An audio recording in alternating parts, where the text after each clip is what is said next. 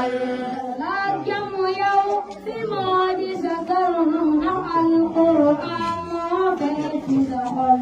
Alam na kaya Usman Sonko, alan yalani tatagal.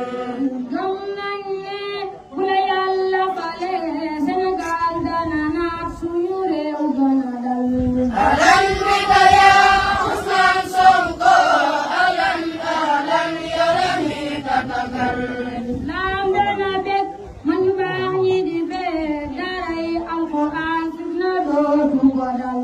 Alam na kaya Usman Sonko, alan yalani tatagal.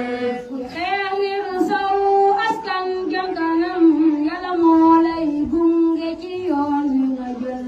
Alam na kaya Usman Sonko, alan yalani tatagal.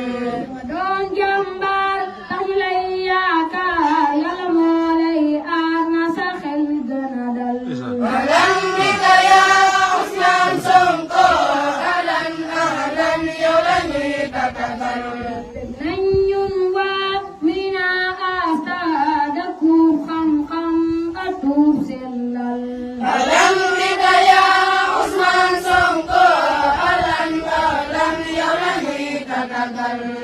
ñaan tay xaar 2024 insha Allah yow la réew mi di fal.